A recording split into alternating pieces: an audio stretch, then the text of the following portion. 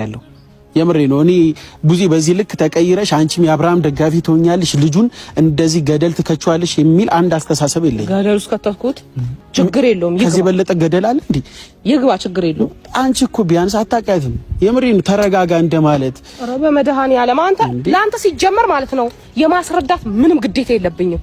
ማስረዳት ማውራት ያለብኝ የሚጠቅመው የሚጎዳውን ማውራት ያለብኝ አካል አለ። ለአንተ ግን የማስረዳት ምንም ግዴታ የለብሽ። ምንም ማለት አንድ የመጨረሻ ነገር ልንገርሽ፣ ሩታን እንደዚህ ሰባብራችሁ እንዳስቀመጣችኋት እኛም ነገ ላይ የምናደርገው ነገር ወንድምሽ ላይ እንተያያለን። ገብቶሻል? የምሬ ነው። እንደዚህ በበቀል ከሄዳችሁ ማለት ነው ለበቀል ምናልስ ሰዎች አይደለም። እኛም ሩታም ማለት ነው። አንተ ምንድን ነው የምታወራው? በቃ እኔ ጨርሻለሁ። እኮ በቀል አይደለም የሚኖር ጉዳይ ነው። ህይወት እኮ ይኖራል እንጂ በቃ አይደለም። ቡዜ በቃ እንደማይተዋወቅ ሰው አጥኝ እኔ ጠንቅቄ ነው ማውቅሽ። የሆነ ነገር ሩታ የሆነ ነገር ስላለችሽ እንጂ እናክል አትቀየሪባት። እኔ ስላለች ሳይሆን ስራዋ ጥሩ ስላልሆነ ነው። እኔ እንዴት ስንቴ ነው የምነግርህ? ወንድምሽም ጥሩ አይደለም አልኩሽ እኮ። ወንድምሽም ልክ አይደለም፣ ልክም ሆኖ አያውቅም። እሺ አይሁን በቃ አሁን እሺ ምንም አይሁን። ትክክል ነው ትክክል አይደለም አይደል? አይሁን የጎዳት እሷን ነው አይደለም? ሁለታቸው ይጨርሱ ያውሩ። እናንተ ምን ቤት ናችሁ? ምን አገባችሁ እንዴ? የተባባሪ ሆናችሁ ያ እኛ ደግሞ እዚህ ጋር እንድታለቅስ አንፈልግም። በምንም አይነት አጋጣሚ ተሰባብራ ቤት እንድትቀመጥ አንፈልግም። በማይመለከታችሁ የርጎ ዝም ቢመስል ጥልቅ አትበሉ። አይመለከታችሁ። ይሄ የኛ የቤተሰብ ጉዳይ ነው። እኛው እንጨርሰው። ቤተሰብ አይመለከታችሁ። ጭቃ አረጋችሁት እኮ ይሄ የልጅ ጨዋታ አረጋችሁት። ቤተሰብ ነን ብላችሁ እኔ በተለይ አንቺ ምከራት ብትችል አረ ሩታ የምትመከር ልጅ አይደለችም። መካሪ እግዚአብሔር እኔ ልንገርሽ ንግስት ናት። ምንም የምትመከር ሴት አይደለች። ስለዚህ በቃ ልክናታ ብታጠፋም ብታለማም ልክና። ለምን እኔ ጥፋቷ ለሩታ በተደጋጋሚ አጥፍተሻል ብያታለሁ። ጥፋት ሲኖር ጥፋትን ልትናገር ይገባል። ወንድምሽም አሁን የሚያደርገው ነገር ልክ አይደለም። አሁን የሚያደርገው ነገር ልክ ነው። እኔ ልበል ምንም ልክ አይደለም። የበፊት ታሪክ ካልከኝ ልክ አይደለም። ለፍቺው መልኩ አሁን ግን ልክ ነው የሚያደርገው። መብቱ ነው የፈለገውን ህይወት መኖር ጨርሷል። የዚህ ጋር ያለው ህይወት መብቱ ነው። ሳቁ ሳቄ ነው፣ ደስታው ደስታዬ ነው። አሁንም ቢሆን ነገም ቢሆን ወንድሜን ያሳዘንኩበት ቀናቶች ይቆጩኛል። ነገርኩክ።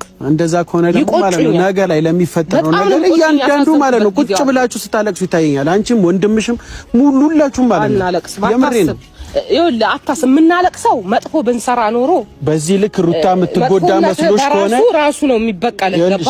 እኛ ደግሞ መጥፎ አልሰራንም ከሄርሜላ ጋር ስለሆነ ሩታ የምትጎዳ ከሆነ መቼም ቢሆን አትጎዳም። መቼም ቢሆን ደግሞ በእናንተ ፊት ሩታ አታለቅስ። እኔ ቃል ምገባልሽ ነገር አታልቅስ። ለምን እንደምታልቅስ አይደለም። ይኸውልሽ ይሄ እንዳንዳንዱ የምታደርጉን ነገር ሩታ ለመጉዳት ነው። ይመቻችሁ። ሩታ ግን ተጎድታ ማልቀሳም አታዩዋትም። የመጨረሻ ልንገርሽ ሰውቃ አታልቅስ፣ ጠንካራ ትሁን። እሱ ነው የምፈልገው። በሚገባ ነው ጠንካራ ምትሆን። አትከተለውም፣ ራሷ ቀጥ ብላ ትኑር። በቃ እሱ ነው የምፈልገው እኔ። ኧረ በእናትህ እንደዛ አድርግ። ተከትሎ ስንት ዓመት እያለቀሰ የነበረው እሱ ነው። በሷ ፍቅሯ እንዴ ምንድነው ይንገሩ የምትሉ እንዴ? ዘላለሙ ሲያለቅስ ሲወድ የነበረው እኮ እሱ ነው። ምንድነው ያስከው ከጀማዎች ጋር ወይ ደግሞ ከመሰልህ ጋር ተበሻሸ ከኔ ጋር ሳይሆን ግን በማይመለከት ነገር እንዳትገባ ነግሬሃለሁ። ከእንግዲህ ደግሞ ስልክም እንዳትደውልልኝም እንዳታገኘኝም ነግሬሃለሁ። እንደዚህ የምትጨቀጭቀኝ ከሆነ ማለት ነው ለሰላም ነገር ብቻ ሲሆን ደውልልኝ። እውነቱ ሲነገራችሁ እንደዚህ መንጨርጨር የለም። አሁንም እደውልልሻለሁ። አሁንም ለእውነቱ ተጋፈጪ። ይመችሽ። አላነሳልህም። ገባ? እውነት አውቃችሁ ሞታችኋል እናንተ። በስማ ነገር ማቀጣጣልን ስችሉበት አይደለም። እዚህ ጋር ቢኒያም ይፈራል ብለሽ ነው እንደዚህ ምዝችብኝ ይሆን ነገር። እኔ ልሽ አሁንም ለእውነት የቆምኩ ሰው ነኝ። አሁንም ድረስ ለእውነት ካልቆምሽ አየው ያንዳንዳችሁን ነገር ስራችሁን ሁሉንም አየኋችሁ። ለእውነት ቆማችሁ ሞታችኋል። እሺ እናንተ ናችሁ የቆማችሁት። እኛ ቆምንም ልጅ ያለውን አባት ቀለበት ሲያስር ማጨብጨብ እና ህይወቱ ይቆማል። ነገሮችን ማስተካከል እኮ ትችያለሽ ቡዜ።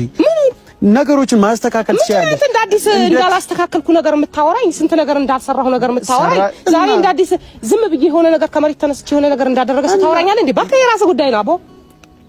እንዴ አንንም የፈለገውን መናገር ይችላል። አሁንም ነገም ቢሆን ግን የምሬ ነው ቃል መገባላችሁም ለእናንተ በዚህ አይነት ሁኔታ ሩታን የሆነ ነገር ለማድረግ የሚፈልጉ ሰዎች አይሳካላችሁም።